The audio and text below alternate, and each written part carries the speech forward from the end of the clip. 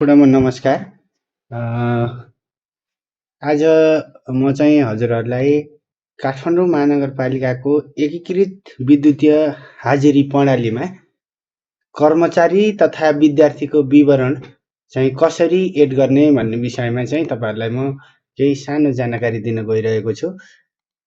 त्यसको लागि चाहिँ तपाईँहरू गुगल क्रोममा जानुहोला। गुगल क्रोममा गएर hrm.kathmandu.gov.np भन्ने यो साइट चाहिँ खोल्नुहोला, इन्ट्री गर्नुहोला। यति गरिसकेपछि हजुरहरूको यहाँ यस्तो एउटा काठमाडौँ महानगरपालिकाको एकीकृत हाजिरी व्यवस्थापन प्रणालीमा स्वागत छ भनेर तपाईँहरूलाई चाहिँ एउटा यो पेज खुल्छ। तपाईँहरूलाई दिएको युजर नेम र पासवर्ड हानिसकेपछि तपाईँहरू लगइन गर्नुहोला। लगइन गरिसकेपछि यस्तो तपाईँहरूलाई एउटा पेज खुल्छ। योभन्दा अगाडि एउटा पासवर्ड रिसेट गर्नुहोस् भन्ने खुल्छ। पासवर्ड रिसेट गर्नुहोस् भन्ने खुल्दाखेरि चाहिँ तपाईँहरूले आफ्नो पासवर्ड त्यहाँ रिसेट गरेर नयाँ पासवर्ड राख्न पनि सक्नुहुन्छ। यति भइसकेपछि पछि गएर तपाईँहरूलाई आफ्नो विवरण यहाँ चेन्ज गर्न मन लाग्यो भने चाहिँ फेरि पासवर्ड परिवर्तन गर्नुहोस् भन्ने ठाउँ यहाँ क्लिक गरिसकेपछि फेरि तपाईँहरू यो पासवर्ड परिवर्तन पनि गर्न सक्नुहुन्छ। तपाईँहरूले यसरी तपाईँहरू गृह पृष्ठमा गइसकेपछि अब यहाँ तपाईँहरूको गृह पृष्ठमा यहाँ कर्मचारी व्यवस्थापन भन्ने ठाउँ छ। यो कर्मचारी व्यवस्थापन भन्ने ठाउँमा जानु होला। कर्मचारी व्यवस्थापनको ठाउँमा गइसकेपछि यहाँ थप्नुहोस् भन्ने ठाउँ छ। यहाँ थप्नुहोस् भन्ने ठाउँमा जानु होला। यहाँ गइसकेपछि चाहिँ यहाँ लगइन आइडी भनेर देखाएको छ। त्यस्तै गरेर हाजिर सङ्केत नम्बर भनेर देखाएको छ। कर्मचारी सङ्केत नम्बर भनेर देखाएको छ। त्यस्तै गरेर नाम इङ्ग्लिस र नेपाली, अनि त्यसपछि महिला हो कि पुरुष हो, जन्मस्थान, मोबाइल नम्बर, इमेल एड्रेस, अनि वैवाहिक स्थिति, जन्म मिति, अनि सुरुको नियुक्ति मिति, हालको पदको नियुक्ति मिति, मातृभाषा, रक्त समूह र धर्म छ। अब यसको लागि चाहिँ तपाईँहरूले पहिलो काम चाहिँ यदि कुनै पनि कर्मचारी स्थायी कर्मचारी हुनुहुन्छ अथवा शिक्षक चाहिँ स्थायी शिक्षक हुनुहुन्छ भने उहाँको पिआइएस नम्बर छ। लगइन आइडी नै पिआइएस नम्बर हो। त्यस्तै गरेर हाजिर सङ्केत नम्बर पनि पिआइएस नम्बर हो र कर्मचारी सङ्केत नम्बर पनि पिआइएस नम्बर हो। तपाईँहरूले स्थायी कर्मचारी तथा शिक्षकको केसमा हाजिर सङ्केत नम्बर भनेकै पिआइएस नम्बर हो। त्यो पिआइएस नम्बर हालिदिनु होला। यदि कुनै पनि कर्मचारी अथवा शिक्षक करारको हुनुहुन्छ भने चाहिँ उहाँ करारको कर्मचारीको लागि चाहिँ कर्मचारी तथा शिक्षकको लागि चाहिँ एनआइडी नम्बर छ। एनआइडी नम्बर हालिदिनु होला, लगइन आइडी। त्यस्तै गरेर हाजिर सङ्केत अनि कर्मचारी सङ्केत नम्बर छ। यहाँ हेर्नुहोस् त, कर्मचारी सङ्केत नम्बर पनि एनआइडी नम्बर नै हुन्छ। तर हाजिर सङ्केत नम्बर चाहिँ हामी कसरी भनेका छौँ भने चाहिँ तपाईँहरूलाई स्पेसल्ली विद्यालयको शिक्षकहरूको केसमा चाहिँ एनआइडी नम्बरको पछाडिको दुईवटा नम्बरलाई हटाउनु होला।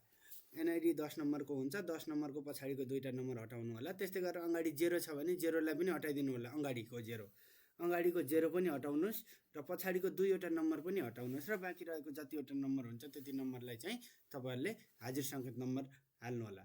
त्यस्तै गरेर त्यसपछि अरू इन्फर्मेसनहरू पनि हालेर यसरी यसलाई नयाँ थप्नुहोस् गरेर सुरक्षित गर्नु होला।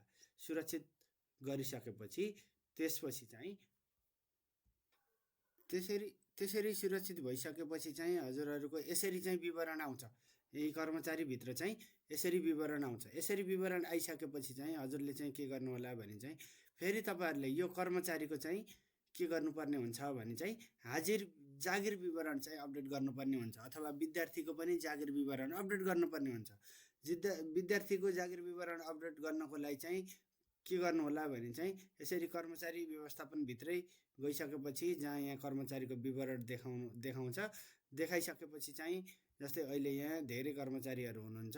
अब यसमा जहाँ चाहिँ यो उहाँको अपडेट भएको छ, इन्ट्री गर्नुभयो अघि विद्यार्थी, कर्मचारी अथवा चाहिँ शिक्षकहरूको चाहिँ हजुरले इन्ट्री गरिसकेपछि यसरी देखाउँछ। यसरी देखाइसकेपछि यहाँ गएर उहाँको नाममा क्लिक गर्नु होला। नाममा क्लिक गरिसकेपछि यहाँ जागिर विवरण भनेर देखाउँछ। जागिर विवरणमा क्लिक गर्नु होला। जागिर विवरणमा क्लिक गरिसकेपछि यहाँ नयाँ थप्नुहोस् भन्ने छ। नयाँ थप्नु होला। नयाँ थप्दाखेरि विद्यालयका शिक्षक तथा कर्मचारीहरूको केसमा चाहिँ यसरी यहाँ यदि कुनै पनि विद्यालयमा शिक्षक हुनुहुन्छ भने चाहिँ यहाँ शिक्षक शाखा भनेर छ, शिक्षा शाखा चुज गरिदिनु होला। यदि कर्मचारी हुनुहुन्छ उहाँ भने कर्मचारी भनेर चुज गरिदिनु होला।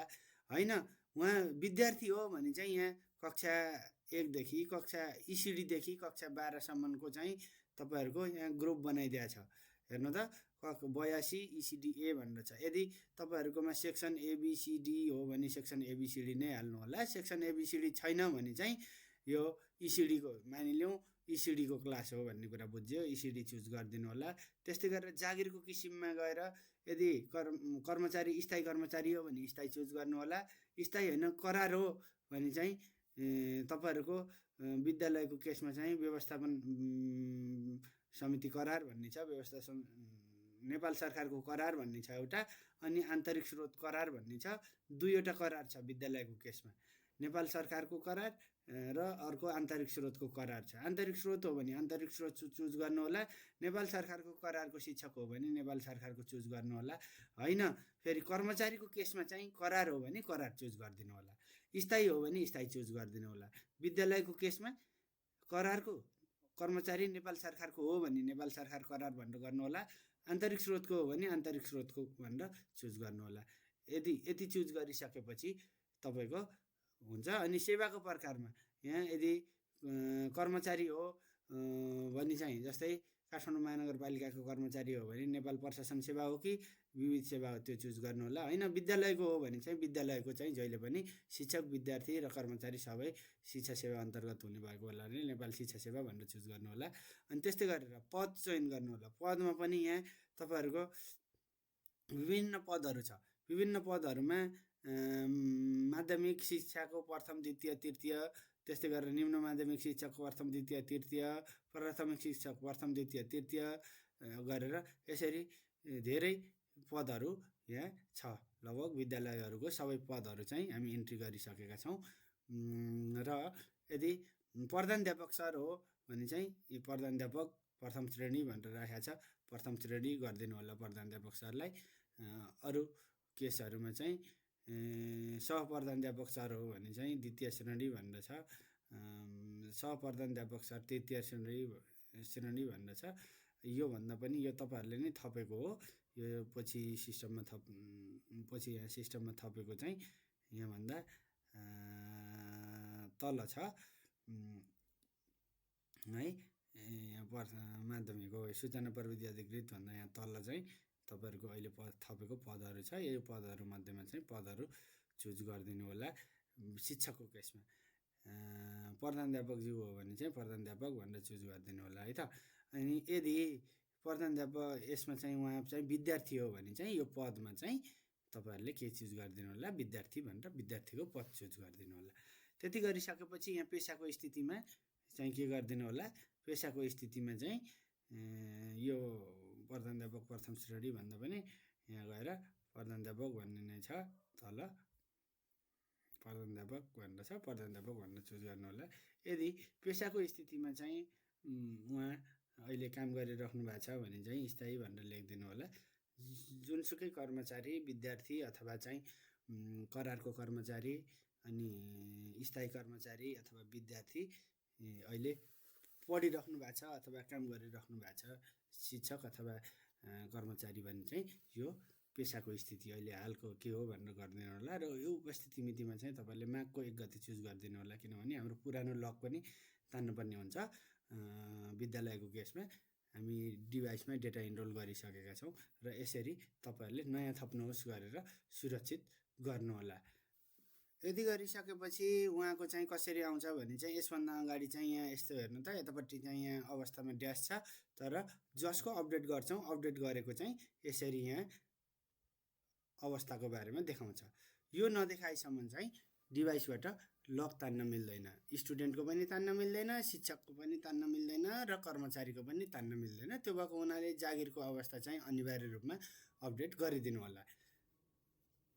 र अब यति भइसकेपछि हामी अब के गर्छौँ भने चाहिँ कुनै पनि विद्यालयमा हाजिरहरू हुन्छ अथवा कार्यालयमा हाजिर हुन्छ, त्यो हाजिर डिभाइसलाई चाहिँ कसरी चाहिँ हाम्रो यो सिस्टममा कनेक्ट गर्ने भन्ने कुरामा हामी सिक्छौँ। अब यसमा यहाँ हेर्नु फेरि तपाईहरु यसमा यहाँ कार्यालय व्यवस्थापन भन्ने छ, कार्यालय व्यवस्थापनमा गएर चुज गर्नु होला।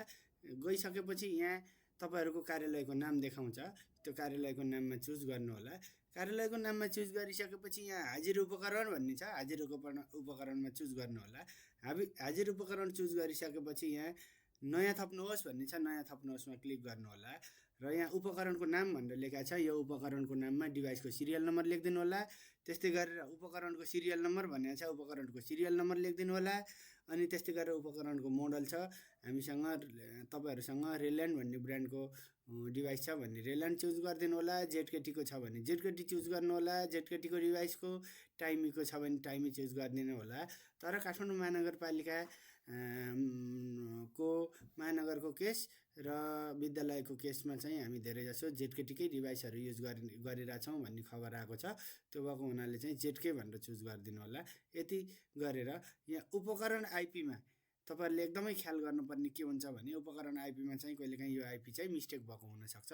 यसको लागि 103.69.126.158 गरेर यसलाई चाहिँ नयाँ थप्नुहोस् गरेर सुरक्षित गर्नु होला। सुरक्षित गरिसकेपछि यहाँ यसरी आउँछ, हेर्नुहोस् त है, यसरी आउँछ।